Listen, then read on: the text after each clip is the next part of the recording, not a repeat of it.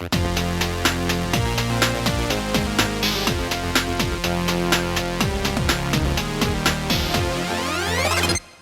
we're back. I've always wanted to say that. We're back. I didn't go anywhere. Did you go anywhere?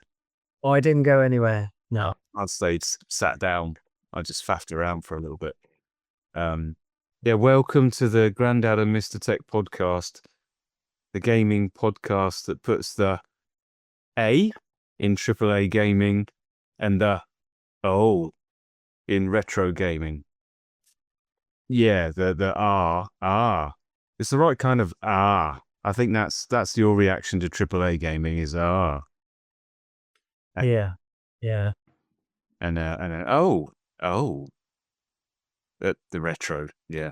So, yeah, welcome back to the podcast, everyone. If you're one of our handful of subscribers, I am Mr. Tech, lover of most things modern gaming, I would say, and I'm joined once again by Grandad. Hello. And yes, the lover of most things older and retro, although I do sometimes venture into more modern games, but not as modern as Mr. Tech. No. So, how you been, Grandad? What's been happening in life in general before we talk about games? Yeah, not too bad. Yeah, all good. I have got a nice mug of tea here in a nice authentic Star Wars mug. Oh, excellent. Very good. Full to the brim, I hope.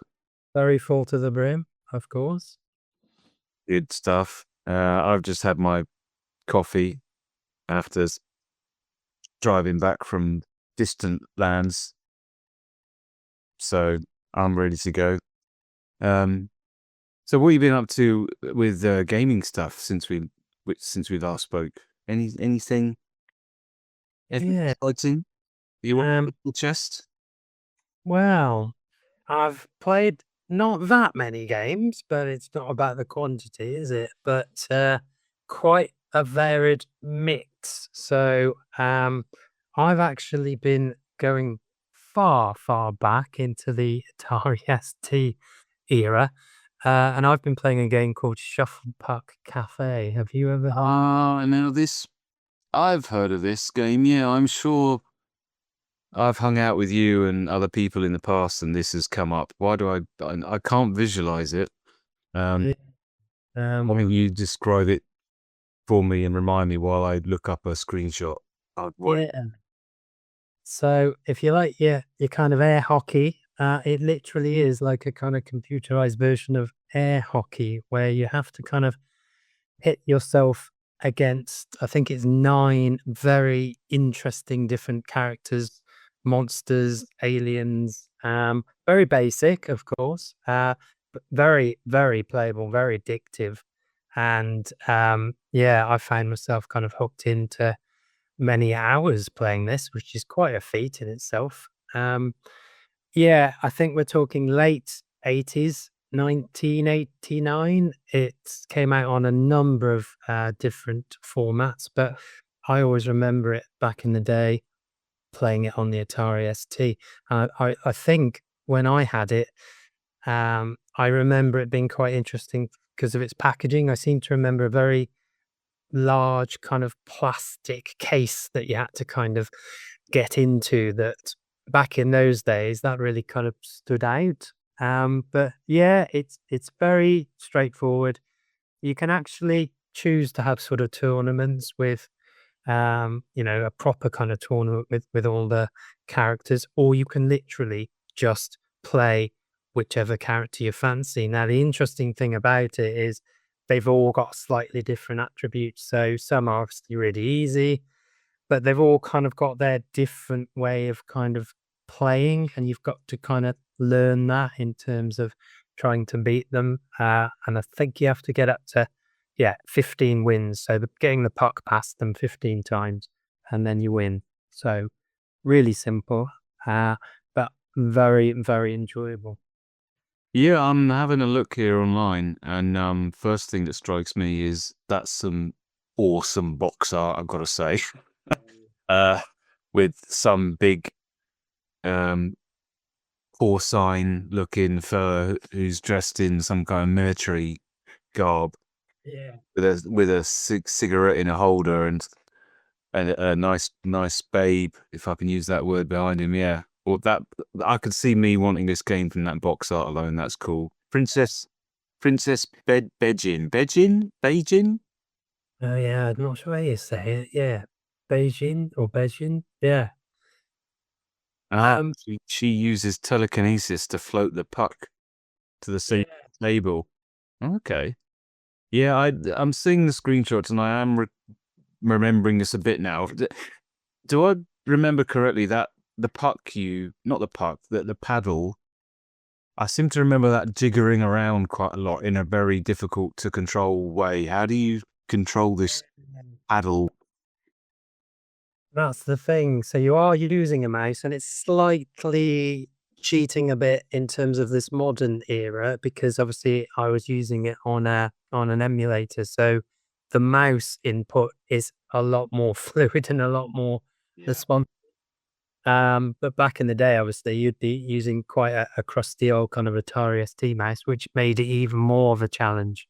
You haven't got any of your kind of optical mouse back in the day, have you? So that I remember being, yeah, making it a much more difficult game.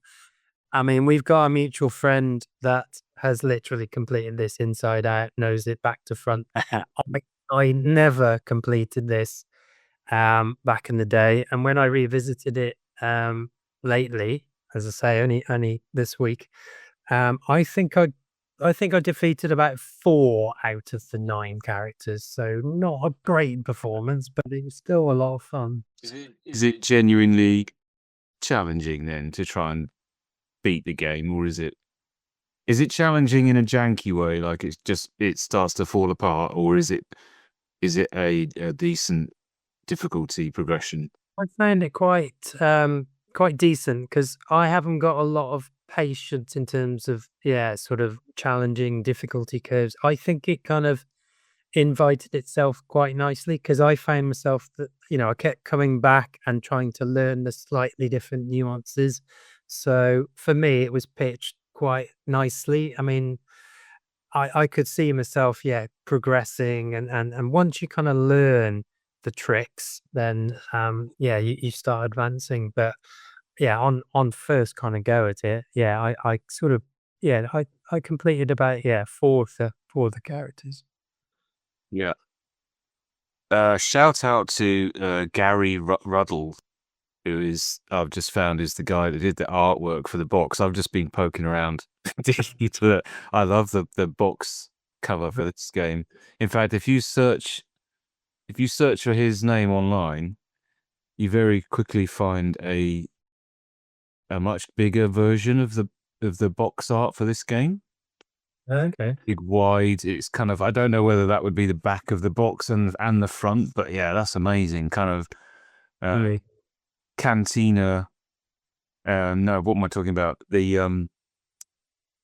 What's the name of in Star Wars where they go in the pub? Not the pub. For God's sake. Noisily Cantina. Cantina, yeah. It's very reminiscent of a kind of cantina with all Exactly that. That's exactly. It's like you are kind of transported into an alternate Star Wars kind of universe, but you've just got to play shuffle puck or air hockey essentially. So yeah, very enjoyable. Good stuff. Good stuff. Well, it would not surprise you to learn. I mentioned it last time. Since we last talked, Monster Hunter Wilds has been released. Ah, yes. So I have been playing that. And the sad thing is, it's been out, I think, 2 weeks yesterday. So two weeks and one day. I think I've managed to rank up, clock up.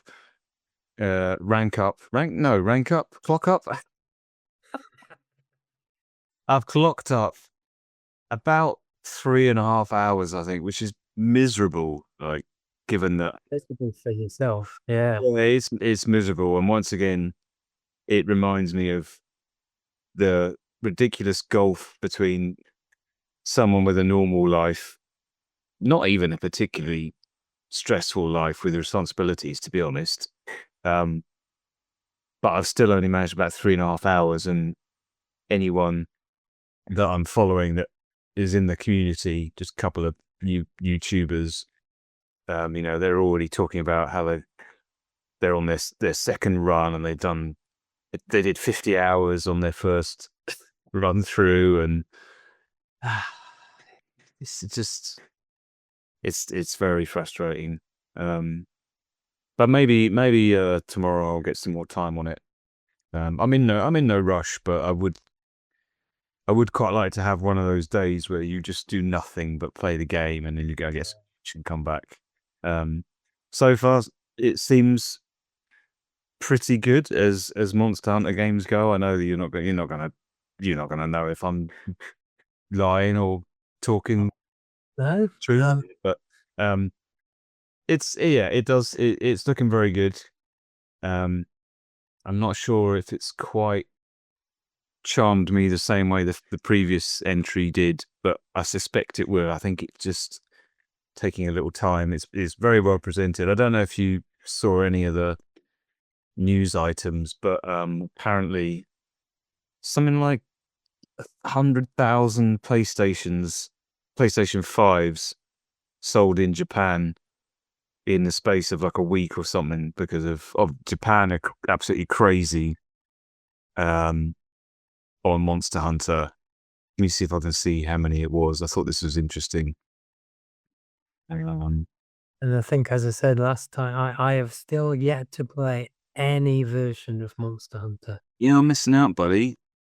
Just don't start with I don't know what I would suggest to play, even if you wanted to try, because the new ones, I suspect, might strike you as a bit too, especially this one early on is a bit cutscene heavy. Even though the story in these games is always really not the point of it. This time they have actually tried to lean quite hard into a story.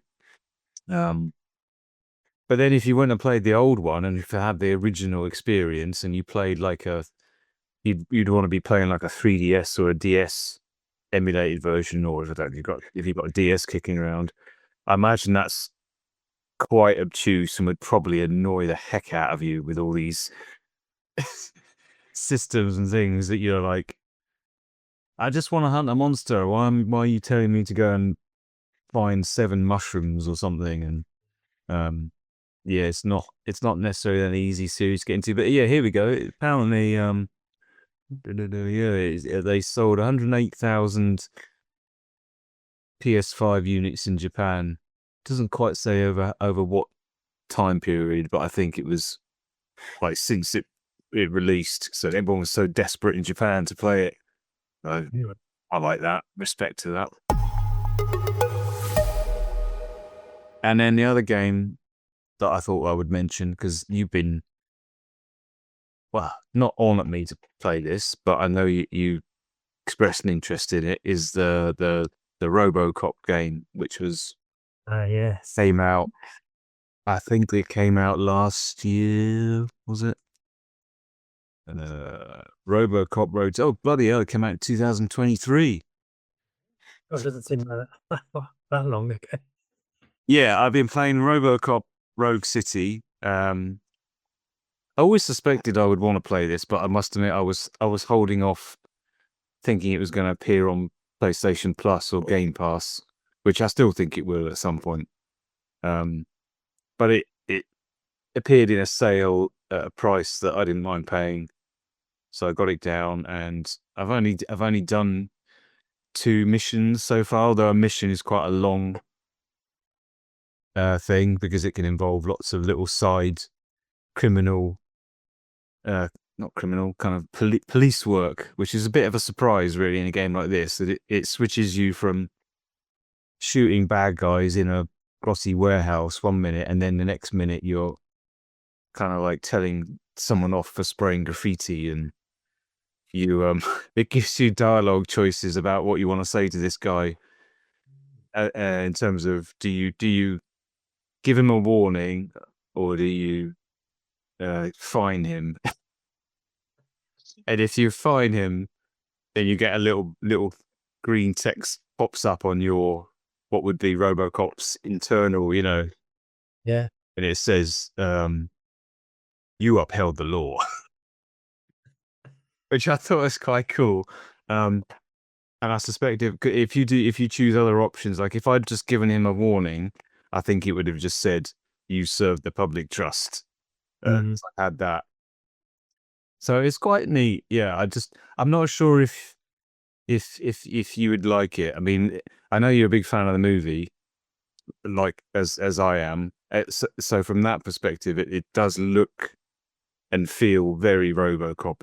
It's really nailed it when you're thunking around the police headquarters at the start of the game, and the guy I can't remember the name of his character or the actor, but the guy that plays the police chief. Can you remember him in Yeah. RoboCop? Yeah, yeah. The guy who's on the desk in the police. He's in there, and yeah, the sound that they've put in there for your RoboCop feet, you'd know it instantly if you hear that kind of thunk.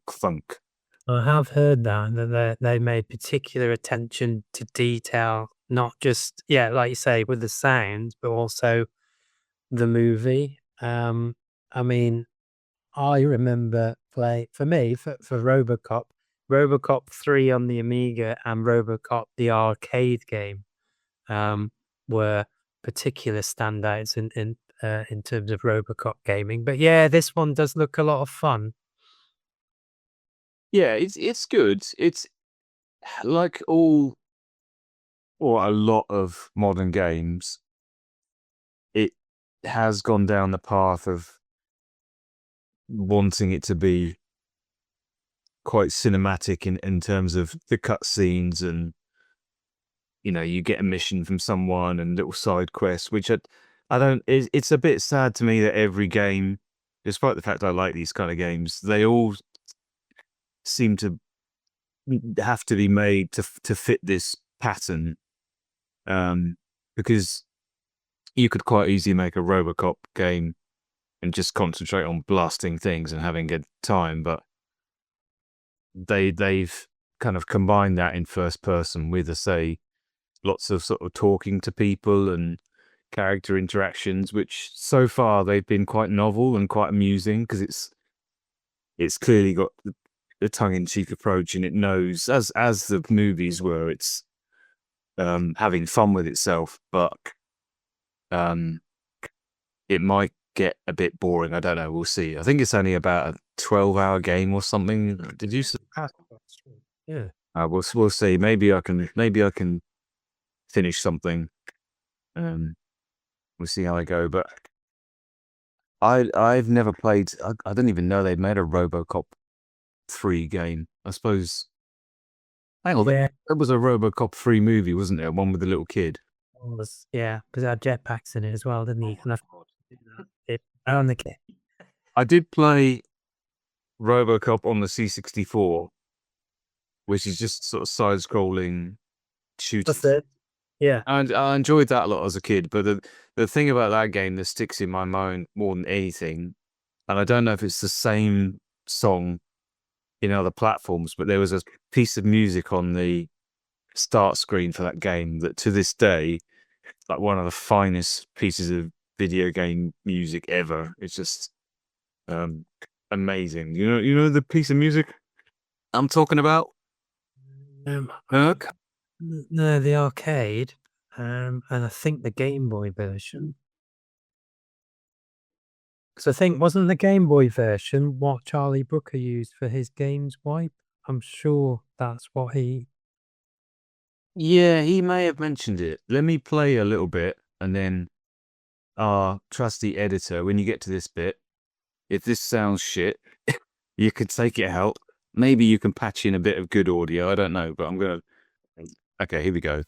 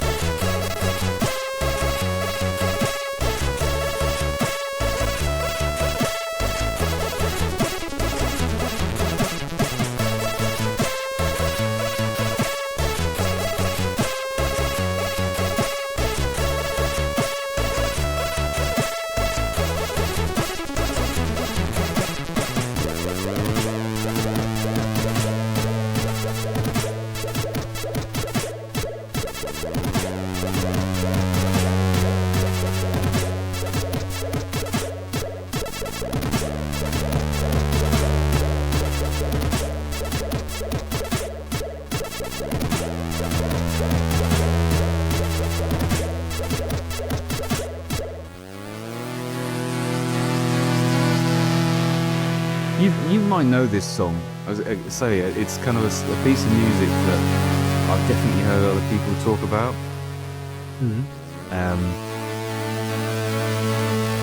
Yeah, this one piece, sublime, bit of Sid Chip music. It might be the same one. I'm sure it's going to be the same bit of music they put in other games. And yeah, I really like the arcade version because again, as a kid, you think, God, this is really difficult and it must have lots and lots of levels. But going back and with the benefit of infinite continues, you realize it's a very short game. I think there's only about 4 or 5 levels to it, but it's quite a meaty game. It's very enjoyable, the arcade version. Yeah, I think that's what the C64 version was think it's- based on by the looks of it. Yeah, just side scrolling. Yeah. Yeah, cool. Speaking of old movie franchises, I sent you a link to something I also noticed, which I thought would be up your alley, and that was the upcoming new Terminator 2 game. Did you take a look at that? Terminator 2 No Fate. Terminator 2D No Fate, it's called. Yeah, Terminator 2 2D. Or just, yeah, Terminator 2. No, I think it's just called, they just call it Terminator 2D. Yeah, this looks superb. I want to play this for sure. Yeah. Bigger game it is, but did you take a look at that?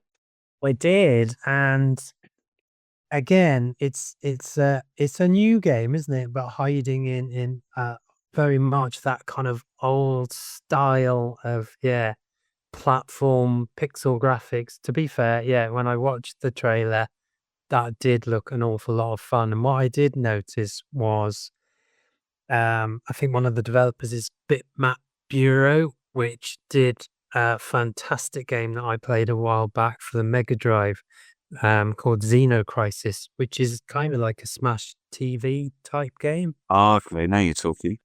Yeah. So the Terminator game, in terms of what the trailer showed, looked an awful lot of fun. There was a Terminator 2 game back in the day. I remember playing it on the Game Boy.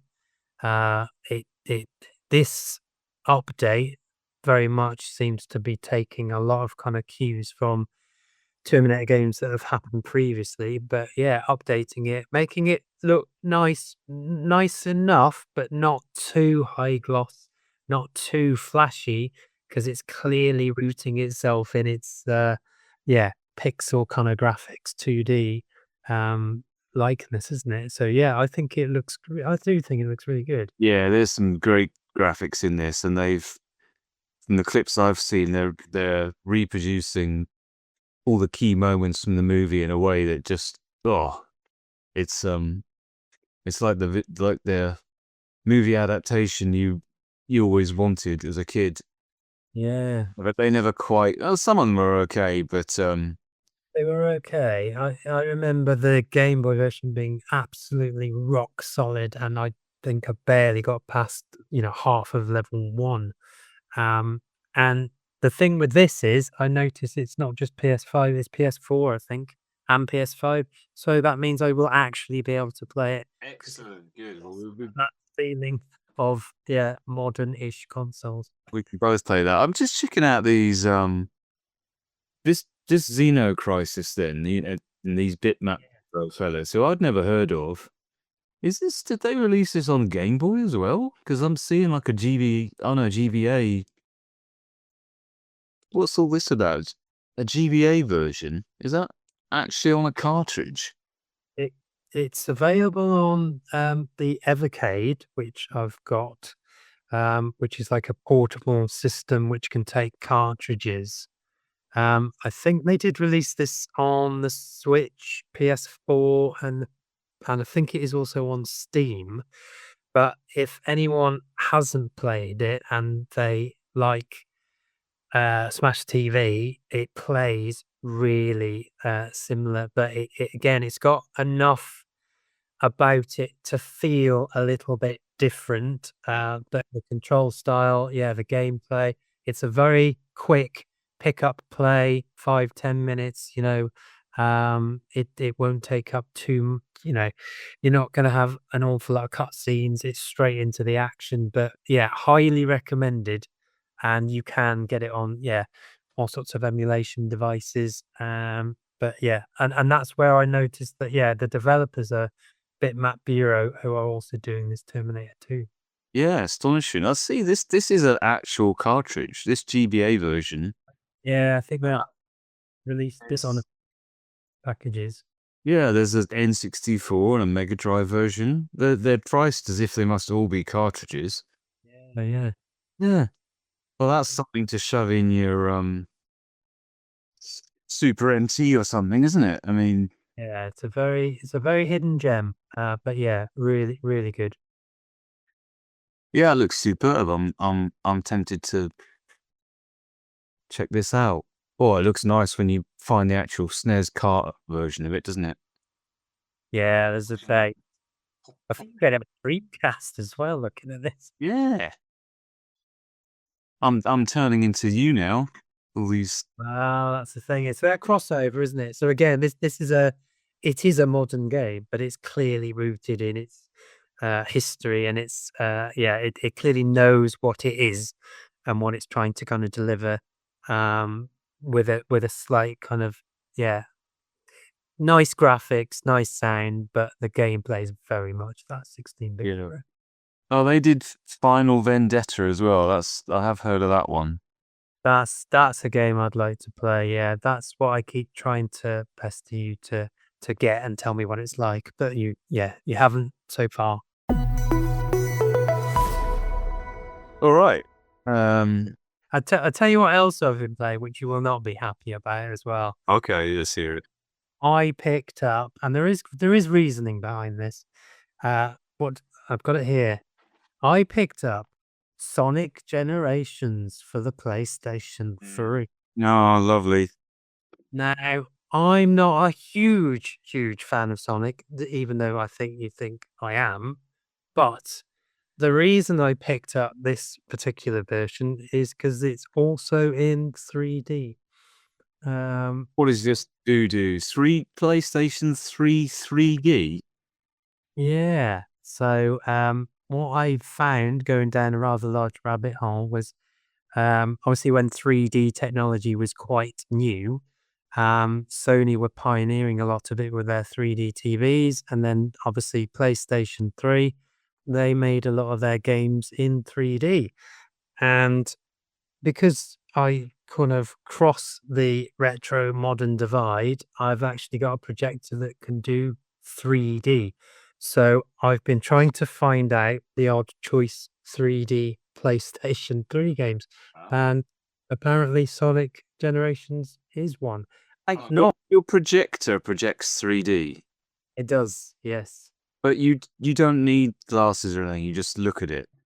You didn't need glasses? Yeah, yeah. You do. Yep. Yeah. Okay, so it's not because this game looks like it was also on the 3DS, which obviously would have been just the 3DS 3D. So it's I don't really remember PlayStation doing 3D games at all. What is this? Come on. That passed me by in the day, but I think there's a handful of about 40, 50 games. There's a list you can find with 3D capabilities. As I say, I've not tried the 3D aspect yet, but I say I'm finding some choice titles to try. I mean, I think there's varying kind of success in terms of how good the 3D can be, but yeah, there's and you can get things like I think Gran Turismo 5's in 3D as well. So the question I'm curious about though is what kind of Sonic game is this? Is this a traditional side-scrolling or is this a 3D? Is this a looks a bit like Crash Bandicoot if this shot I'm looking at is correct. Is that right? You're moving into the screen? Some of it is because when I booted it up, and to be fair, I have only played it for about 6 or 7 minutes, but the first part, yeah, was like a glossed up kind of 2D Sonic, like you remember, but a bit more kind of snazzier. And then yeah, it did go into like a Crash Bandicoot type affair. But I agree with you. Uh, then all of a sudden, it became that I wasn't really doing anything. I was literally holding right and pushing a button at various random points, and it was just whizzing around doing whatever it needed to do. So whether 3D will help that or not, or it'll be a bit of a novelty, I did sort of, yeah, instantly come into that. Oh yeah, okay, this is now Sonic doing its own thing, and I'm literally half the level is just zipping around on its own steam. Yeah, that sums up my experience of Sonic all round, really. But as you know, I'm not a massive Sonic fan. In fact, I'm a bit of a Sonic naysayer because any attempt I've made at playing this game just seems to involve going right, getting some speed up, thinking, "Oh, this is good. I'm going fast," and then just hitting something and spamming out, and then you either hit one of those bumpers or ramps or something that basically just zooms you through the entire level, as it seems to me. It's like, well, I didn't really do much there. I just went round a few shoots and now I'm done. Or is it's too fast for me to see anything go that's coming up. So, and when he's not going fast, he's fucking slow, I've got to say. Do you know what I mean? He's just like the slowest acceleration. I've never understood this Sonic thing. I mean, I can.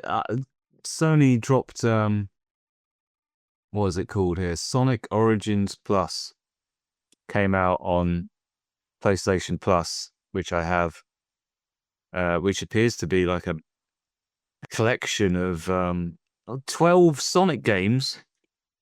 So this is like all of the old ones, I think. Sonic 3D, Sonic the Hedgehog 1, 2, 3, more Sonic that you could shake a stick at. Maybe on the PlayStation in widescreen, I might stand a bit more of a chance. Who knows? Maybe I'll try this. But yeah, so I will try the 3D, but yeah, it soon quickly kind of came into, yeah, I wasn't really doing anything, but yeah, the it's so I'm currently trying to root out any kind of Sony 3D games I can find. Yeah. Well, Wipeout HD would be the Yeah, that would PlayStation to me. And what else we got here? I'm just looking at the list. This is incredible. I had no idea they did all this. Super Stardust HD. that's also one I've been playing recently, and I must say, that really is impressive in terms of 3D. So it's like movies. There's good 3D, there's bad 3D.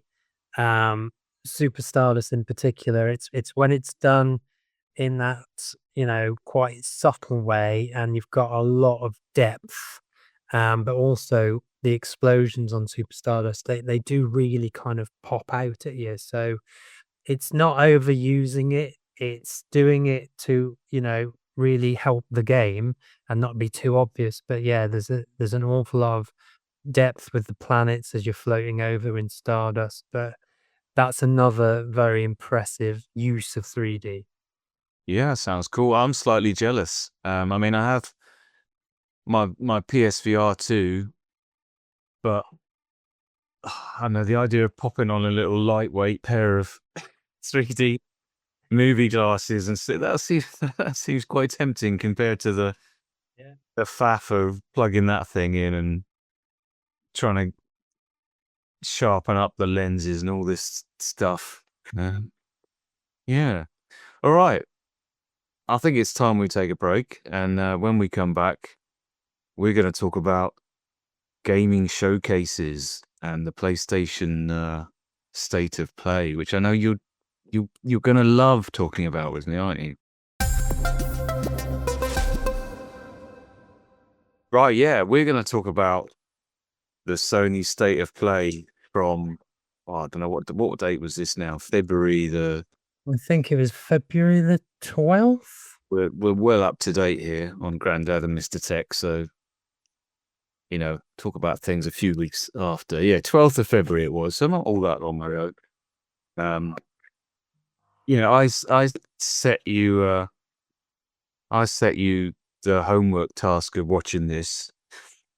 I think it's fair to say, so that you could see some modern games coming soon. So I'm sure there's going to be something in here that would tickle your fancy. But before we talk about that, do you watch any of these? What would we call them? Video game showcases that now seem to be the norm. You've got your State of Play, your Nintendo Direct, your Xbox Developer Direct, maybe in the Nintendo Indie Showcase. Are you there tuning in regularly, Grandad, or are you? No, I'm afraid not. I think the one that you set me to watch was probably the first one I've probably seen in many years. I think I might have seen a Nintendo one, uh, but um, and yeah, it was this new one was interesting. I mean, I had to make some notes, so I did properly step up to the challenge. But no, as a rule, I don't normally. Um, it does all seem very, very samey to me. I mean, in terms of this state of play, it's a lot of dragons. It was a lot of monsters. It was a lot of fighting and swinging large implements about. There's a lot of cutscenes, a lot of flashy graphics, and a lot of, for me, instantly forgettable titles. However, you will notice that hiding in the midst of the state of play were two nods to retro gaming. We're getting a Shinobi game and we're getting a Sonic racing game. Another one. Yes, yeah, those are probably the most retro-ish offerings.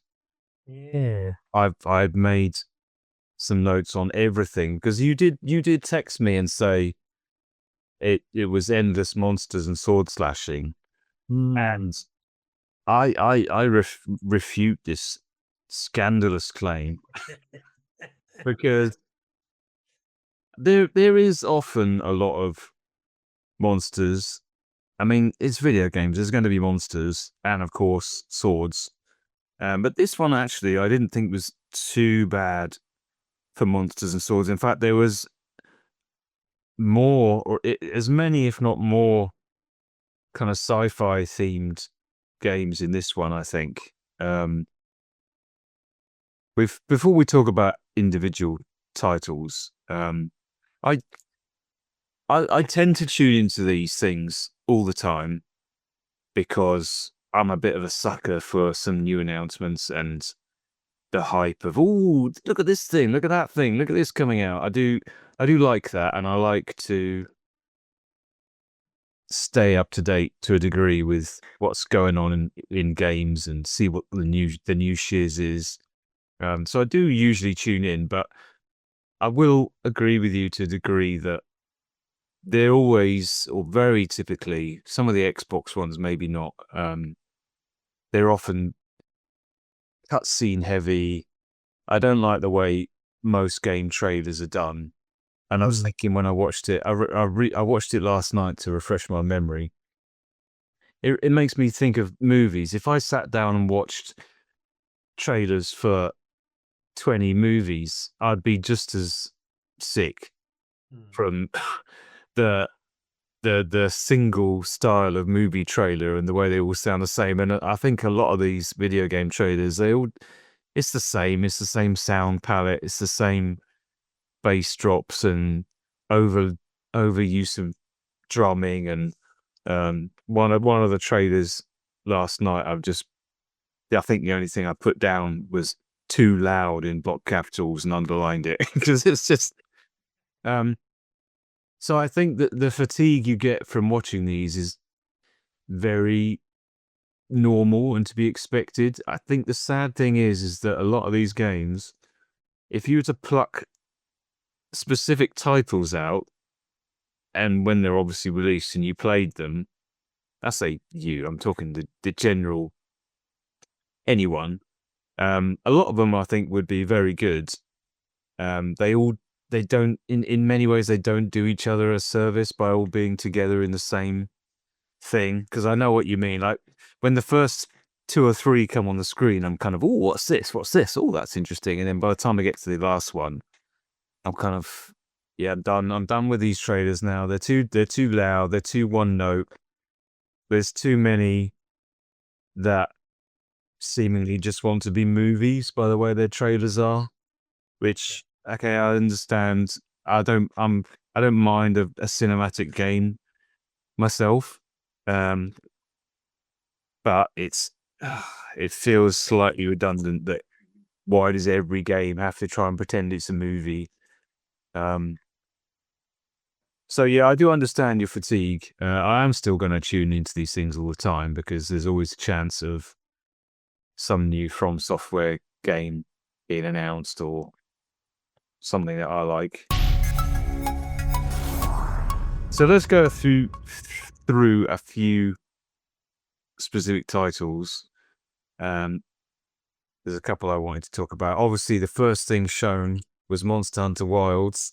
I did notice that. Yeah. So that was good. Stage. Yeah. Yeah. That would have got my juices going 2 weeks ago or a month ago if the game hadn't already been released. And yeah, the Shinobi one, which does look like a sick 2D Shinobi game. That I would definitely play that.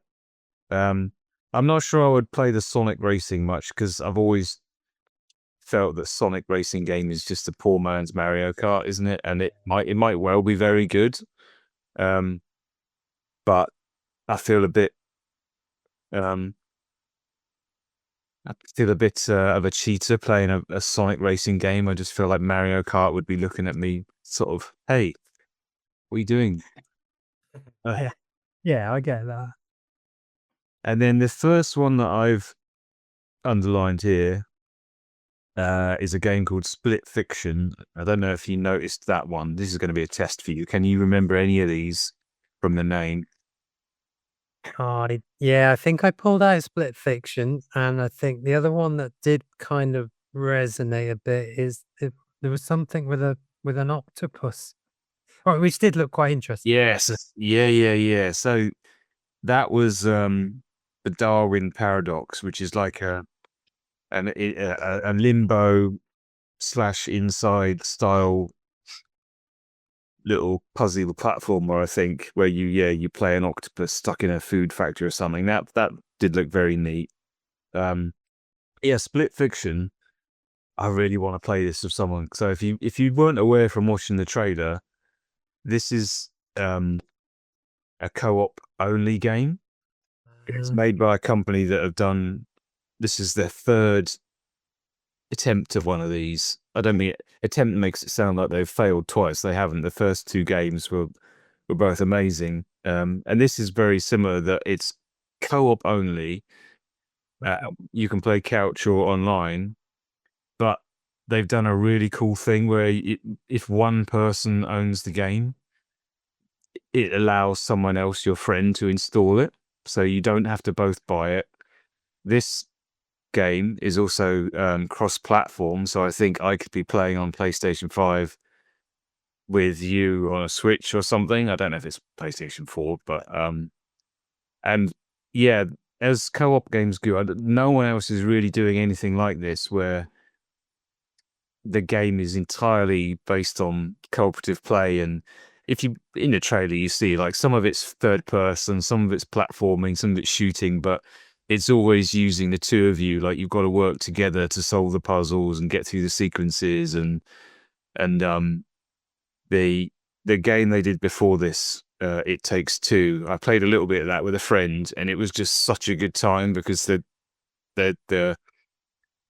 levels are just incredibly creative, and like they just change every level, the amount of stuff they've poured into it. So I don't know. I'm gonna harass you at some point to try and figure out a way to play this, because for online games where you can't get together but you want to have good fun, yeah, I think this is going to be amazing. Then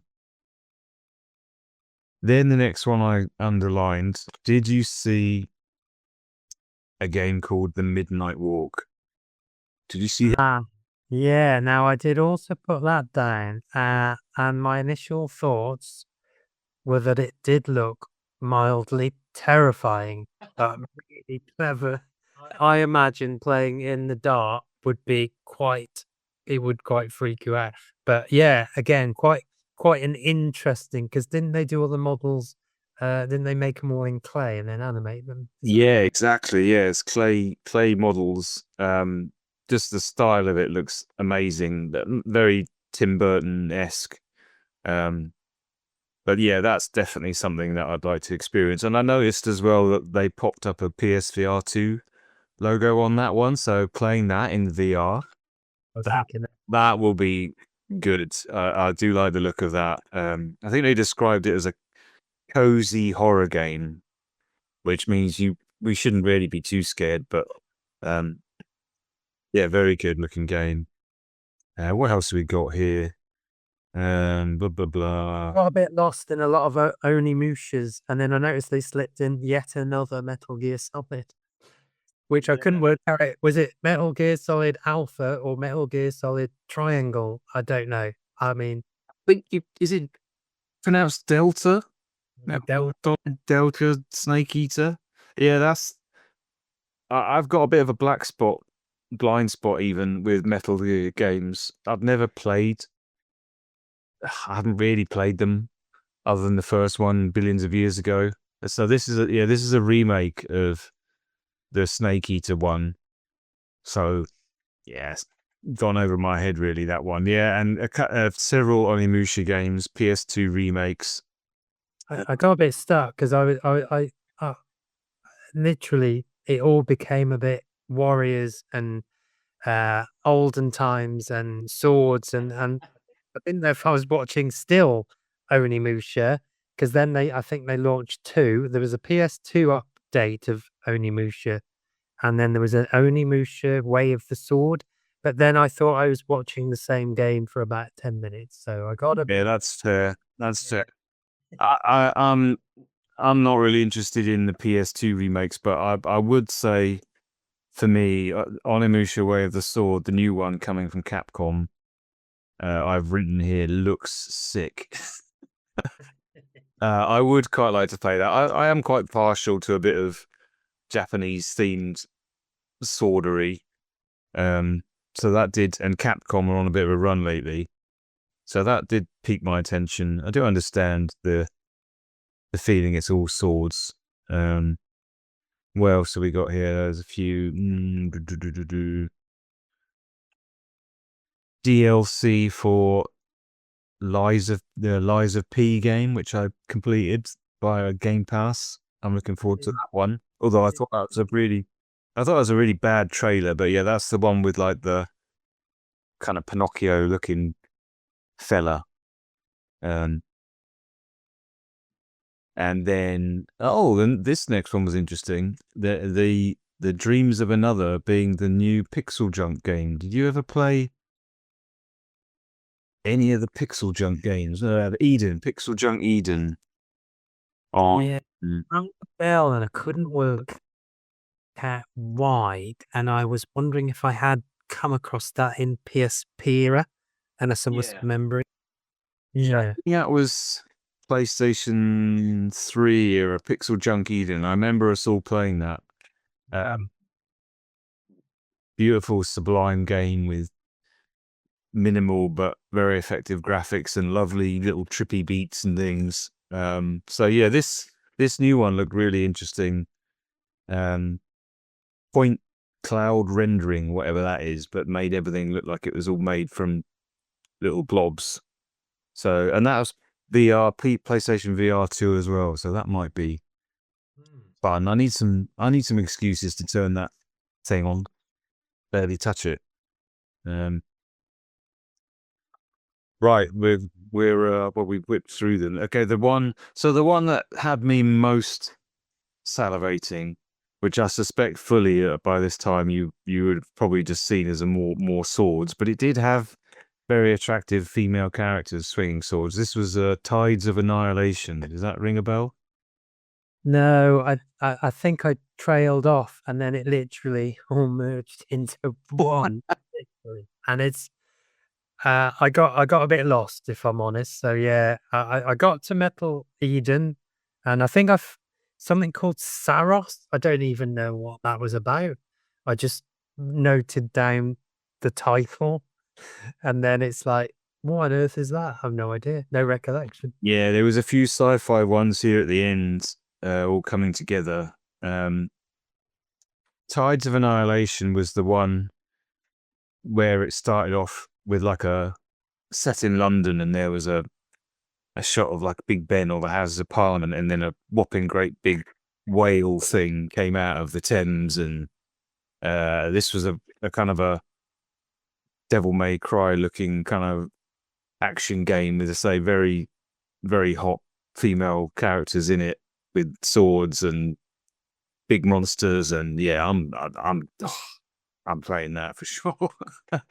That see when the other thing you texted me when I asked how did you find it, and you said flashy graphics as this was a bad thing, and I was stumped by that. I was like, what have you got against flashy graphics? Like that was super flashy, but to me that just looked incredible. Like these giant creatures in a London, and it's all kicking off, and then it does like this Inception style world folding thing. And do you not want to pump that up on your massive screen with your projector? And I think is what he said, and I think it's about, clearly a lot of work goes into these games. Clearly, there's a lot of skill. It's not about kind of saying that, yeah, these are, substandard games, but I think it's about the amount and, yeah, the frequency of them all kind of packaged together. It didn't sort of excite me, and well, it has these kind of games aren't exciting me, but whether that's just because there are, or to me, it feels too many. Yeah, I think by that point it was like, okay, we can do everything now. We can build huge monsters. We can make the games into like a huge ongoing movie. I think that's it's too much. It's almost like and particularly, compressed into half an hour, 40 minutes, like you said, it was relentless. So I'm quite sure, yeah, if I put that up and I gave it that time and space, I could possibly appreciate that more. But they're merging into one. It's becoming, the computers can do everything, can't they? And say that's not taking away the artistry at all, the work that goes into it. But I don't want to play that. I don't feel that that's yeah, it's lost something for me, and I think, you might be able to convince me otherwise. I'm more than happy to try these things, but yeah, it doesn't help that it's one after the other, just kind of coming up with that. And yes, well, I've literally forgot most of them. Apart from the ones I've wrote down, I literally got a bit lost. I did notice that they dropped in a Five Nights at Freddy's game, and oh I have god, also played that, but that did kind of stand out a bit, probably because of its more unusual kind of approach. yeah, there's a Five Nights every one of these things, it seems like. Okay. Yeah, I understand everything you're describing with them. I do think we're in a strange time where there's so much that they can do, and these things are incredibly impressive, each in their own right. Yet, why, when they're all together, do they start to just feel like much of a muchness? And it's say if you take a single one of them, you would probably find something that you really get a lot of pleasure out of. But the motifs of video games naturally seem to repeat endlessly because an awful lot of them are based on combat, and you're either shooting something or hacking at something. Fair enough. There's only so many types of games in the world, I guess, and maybe it's the market is such that to have a successful product, it just most of them slot into the expectations of the audience. I don't know whether it's audiences would want more if they were offered something completely different, or maybe it would just fall on its art. But and also these showcases run afoul a bit, I think, of being all about the hype. Because if you watch them on the day and then the next day, if you're following any YouTubers, all the reactions to them and being about, normally the reaction from these showcases is, oh, it was crap, and oh, this was crap, and this was no good, and it just seems kind of sad in a way that you can watch all of that in half an hour and see all that hard work, and then yet somehow come away thinking, yeah, it's all the same. Which is not to discredit what you've just described with your reaction. Because I do totally get it. It's a curious one, isn't it? That we're inundated with incredible treats and creations, but the feeling that they've almost gone too far, and that when something was simpler, I don't know, there was a simplicity that you could kind of appreciate it more. It wasn't trying to do everything, but yeah, I will play a few of these. I hope. Well, I'd like to. Whether I'll actually get round to them, or it might be when they reach the sales. Who knows? Yeah, Saros. Just to catch up on that one. That is a roguelike game by the people that did Returnal, which is a very, very good PlayStation 5 game.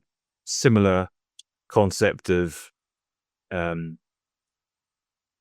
out into a weird sci-fi world, shooting stuff, dying.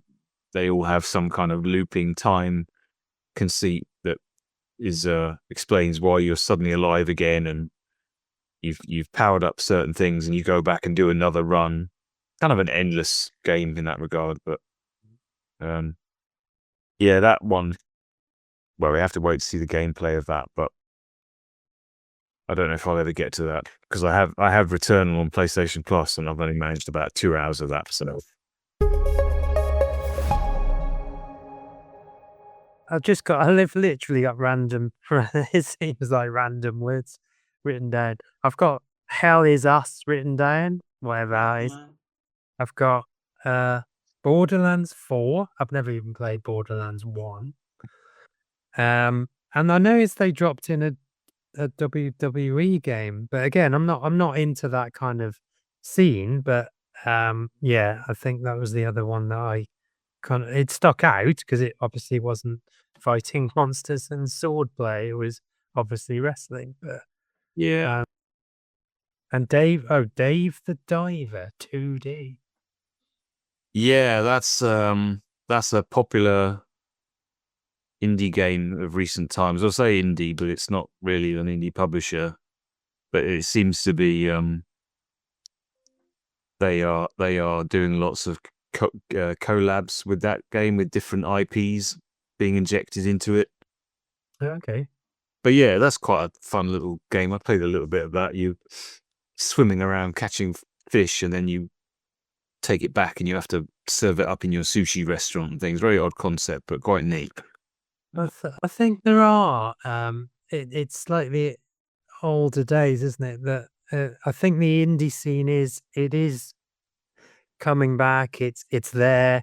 I think sometimes they do get lost a bit in these huge IPs and massive games. Like you say, it's very Hollywood in a sense, isn't it? Because a lot of big companies are putting millions of pounds into this. You know, they don't want to necessarily take a lot of risks. So if you can recreate or do a sequel to a previous massive game, that I guess makes business sense. But it is nice to see that the indie creativity it is coming back, and there's clearly, like we said earlier, you know, you've got things like Terminator coming back, and you've got well-known IPs, but they're not always coming back in that kind of massive 3D universe where, you know, everything's DLC, additional add-ons. So that mix is coming back. But yeah, there's still those huge kind of flagship games that, I mean, they've got to make their money back, haven't they? They've got to push that and the marketing behind it all. But yeah, it's you know, they're putting up their money, so it makes sense. It does. Yeah, yeah, yeah. All right. Well, that was State of Play. I think we've sorted that one. Not much else to say about it, really. I'm not convinced I would watch another one, but we will have to see. How often do these things happen? Is it always? I think these ones are probably maybe every 3 months or something.